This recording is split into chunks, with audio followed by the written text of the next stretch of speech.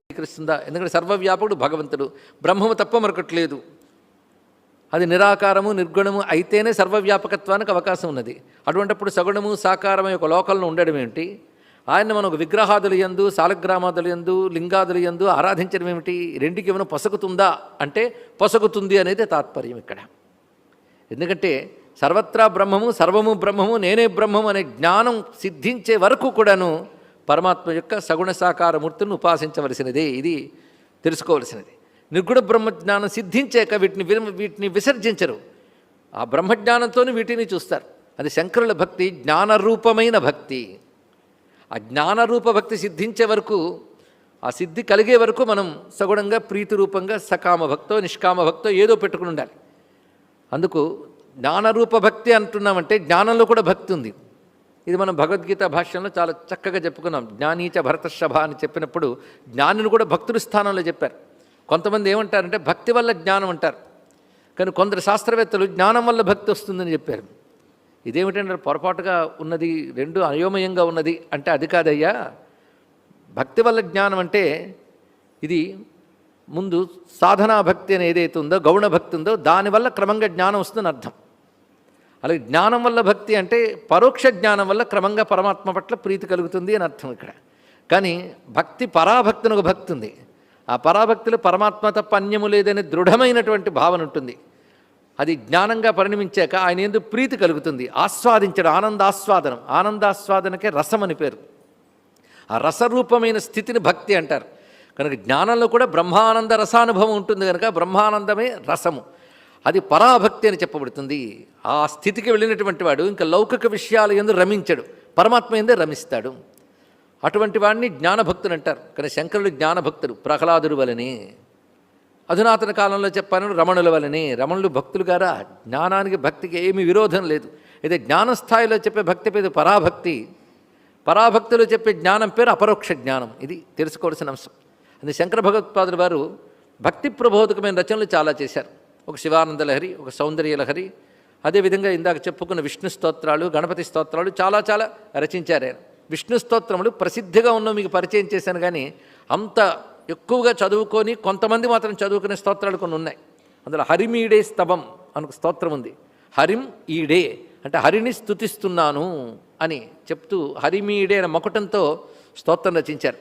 అది శ్రద్ధగా మనం కానీ అవగతం చేసుకున్నట్లయితే పరబ్రహ్మతత్వం, నారాయణతత్వం సంపూర్ణంగా అర్థమవుతుంది. దక్షిణామూర్తి స్తోత్రం దక్షిణామూర్తి తత్వంలో ఎంత ప్రధానమో విష్ణుతత్వ ప్రతిపాదనలో హరిమీడేస్తవం అంత గొప్పది, అంత ఉత్కృష్టమైనది, అత్యద్భుతంగా రచించారు. ఇది కాకుండా విష్ణు భుజంగ స్తోత్రం అని రచించారు. ఆయన శివభుజంగం, సుబ్రహ్మణ్య భుజంగం, దేవీ భుజంగంలాగానే విష్ణువుపై భుజంగ స్తోత్రం అని రచించారు. అందులో కూడా విష్ణు అంటే ఏంటో మనకు తెలుస్తుంది. అవి శంకరులు రచించారా అనే సందేహం అక్కర్లేదు. అద్వైత సిద్ధుడు మాత్రమే రచించగలడని చదువుతుంటేనే అర్థమైపోతుంది. ఇప్పటికీ శంకరులు విష్ణువుపై రచించిన స్తోత్రాలు ఎన్ని పేర్లు చెప్తున్నామో పరిశీలించండి. హరిమీడే స్తవం, విష్ణు భుజంగ ప్రయాతం, ముందు చెప్పినటువంటి గోవిందం పరమానందం, గోవిందాష్టకం, ఇక భజ గోవిందం ఉండనే ఉన్నది. ఇది కాకుండా నారాయణ ఉద్దేశించి నృసింహ కరావలంబ స్తోత్రం కూడా మనకు లభ్యమవుతుంది. ఇక రామభుజంగం, కృష్ణభుజంగం, ఇవి కాకుండా ప్రబోధ సుధాకరం అనే గ్రంథాన్ని రచించి అద్వైత సిద్ధాంతాన్ని ప్రతిపాదన చేస్తారు మొట్టమొదట. అది పొందడానికి కావాల్సిన సాధనలు ఏమిటో చెప్తారు. ఆ సాధనలో ప్రధానంగా కృష్ణభక్తిని చూపిస్తారు. ఆ చూపించేటప్పుడు కూడా అస్మాకం కులదైవతం యదుమణి అంటారు. కృష్ణుడు మా కులదైవము అన్నాడు. ఇక్కడ కృష్ణుడి కంటే పరదైవం ఎవరు అంటాడు. ఆ కృష్ణ పరమాత్మ యొక్క తత్వాన్ని అద్భుతంగా ప్రతిపాదన చేస్తాడు. అందులో భక్తి ఎలా ఉండాలో చూపిస్తారు. అందులో స్థూల భక్తి, సూక్ష్మ భక్తి అని విభాగం చేశారు ఆయన. సూక్ష్మభక్తి అంటే ఇదివరకు చెప్పుకున్న పరాభక్తి, స్థూల భక్తిని అపరాభక్తి అని అంటారు.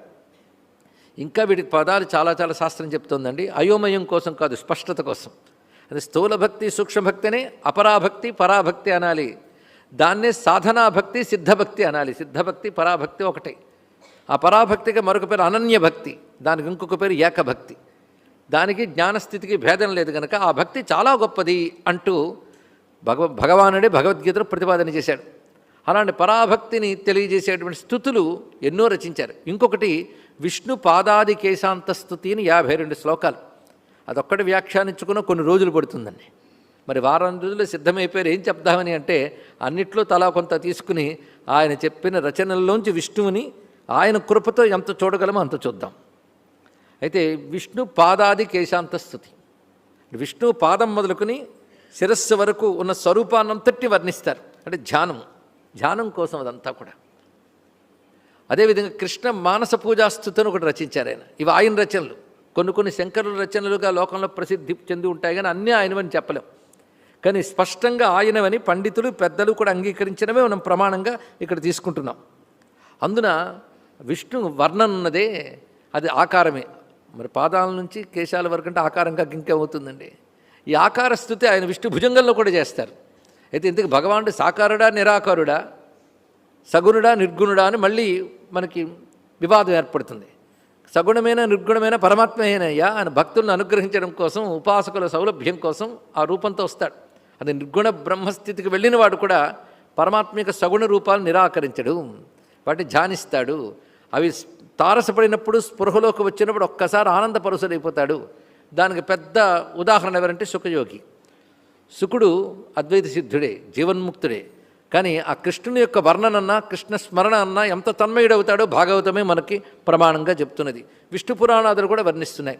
విష్ణు పురాణం కూడా పరమాత్మ అయిన విష్ణువుని నిరాకారముగాను సాకారము కూడా చెప్తున్నది. అందుకే మనం సాకారముగా సగుణముగా కొలుచుకున్నప్పటికీ అదే నిరాకార నిర్గుణమైన ఎరుకుండాలి. అనుభవం లేకపోయినా ఎరుకుండాలి. అందుకే అద్వైతంపై గౌరవం ఉన్న వాళ్ళమే అందరమును. అద్వైత సిద్ధి ఉందని చెప్పలేం, కానీ అద్వైతంపై గౌరవం ఉన్న వాళ్ళు విష్ణువైనా శివుడైనా నమస్కరిస్తూ ఎవరి ఇష్టదైవాన్ని వారు ఆరాధిస్తుంటారు. దీన్ని బట్టి ఆయన అద్వైతం పరమము అని ప్రతిపాదన చేయడం ద్వారా వేదంలో ఉన్న అన్ని ధర్మాలని సమన్వయపరిచారు ఆయన.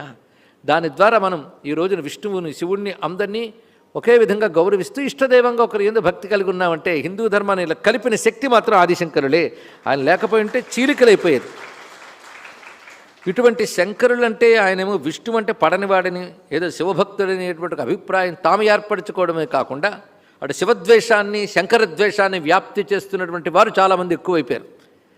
అలాంటి దుర్వ్యాప్తిని ఖండించడమే మన యొక్క కర్తవ్యం. దానికోసమే ఆదిశంకరుల వైష్ణవం ఏంటో ప్రతిష్ఠింపజేయడం ఇందులో ప్రధానమైన ఉద్దేశం. అయితే ఆదిశంకరుల వాంగ్మయం భాష్య గ్రంథాలు ఇవన్నీ చదివితే బహుశా ఈయన వైష్ణవుడేమో అనిపిస్తుంది. అందరూ సందేహం లేదు, ఈయన పూర్ణంగా వైష్ణవుడే. అందుకే కొంతమంది ఆ సిద్ధాంతాన్ని చెందిన వాళ్ళు ఆదిశంకరులు కూడా మావాడేనండి అన్నారు. పోనీ ఏదో విధంగా అంగీకరించారు.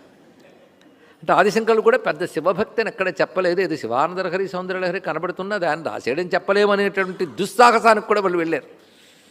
అయితే ఆదిశంకరులు విష్ణు భక్తులు అనడంలో మాకేం విప్రతిపత్తి లేదు. ఎందుకంటే తన భాష్య గ్రంథాలు అన్నింటిలో విష్ణువు యొక్క గొప్పతనమే అని చెప్పారు. ఇక ప్రత్యేకించి ప్రకరణ గ్రంథాలు రచించేటప్పుడు, వేదాంత గ్రంథములు రచించినప్పుడు కూడా ఎక్కువ వాటికి ప్రార్థనా శ్లోకం విష్ణువునే చేశారు ఆయన. కానీ విష్ణు భక్తుడే, కానీ శివద్వేషి అని విష్ణు భక్తుడు కాడు, అది కూడా తెలుసుకోవాలి. బహుశా ఆయన సాక్షాత్ శివులే గనక, శంకరులే గనక, శంకరుడికి విష్ణు అంటే మహాభక్తి గనక ఆదిశంకరులు కూడా విష్ణు భక్తులే అనడంలో సందేహం లేదు. అయితే ఆయన విష్ణు భక్తి ఎలాంటిదంటే సర్వదేవతాత్మకమైన పరబ్రహ్మ అని విష్ణువుని ఉపాసిస్తారు. ఇలాంటి భక్తులు జ్ఞానభక్తులు అంటారు. జ్ఞానభక్తులకు ఉదాహరణ ఎవరయ్యా అంటే ప్రహ్లాదుని చెప్పుకోవాలి. భాగవతంలో శుకుడు మొదలైన వారు ఎలాగో ఉన్నారు, కానీ ప్రహ్లాదుడు మనకి జ్ఞానభక్తులుగా చెప్పబడతాడు. ఎందుకంటే ప్రహ్లాదుడు సంపూర్ణముగా సర్వమున్నతని దివ్యకళామయమంచు విష్ణునందుల్లము సెర్చి, అంతా విష్ణువని. మీరు ప్రహ్లాదుడి వచనాలు చదవండి, ఎక్కడ ఇతర దేవత ద్వేషం ఉండదు. అందరికంటే విష్ణువు గొప్పవాడు అనడు, అందరూ విష్ణువే అంటాడు. అదే ఆయన యొక్క గొప్పతనం. కనుక ఈ దేవత కంటే ఆ దేవత గొప్పది అంటే ఇంకా మన దేవతా స్థాయిలో ఉన్నాం, పరబ్రహ్మ స్థాయికి గ్రహించాలి. అందుకే దేవతా స్థాయిలో ఉపాసించడం వేరు. విష్ణువు ఒక దేవుడు, శివుడు ఒక దేవుడు అంటే దేవతారాధన. కానీ వాళ్ళు దేవతలకే దేవుడైన పరమాత్మ యొక్క స్వరూపాలని తెలియాలి. అప్పుడు అది ఈశ్వరోపాసన అవుతుంది. అందుకే దేవతారాధన, దేవతోపాసన వేరు, ఈశ్వరోపాసన వేరు. ఈశ్వరుడు దేవతలకు కూడా నియామకుడు, సృష్టిస్థితులై కారకుడిని ఈశ్వరుడు అంటారు. అందుకే మీరు విష్ణువు వర్ణన చదవండి, ఎక్కడైనా స్తోత్రములు యందు ఎవరు సృష్టిస్థితులు చేస్తున్నాడో ఆ నారాయణుడికి నమస్కారం అని ఉంటుంది.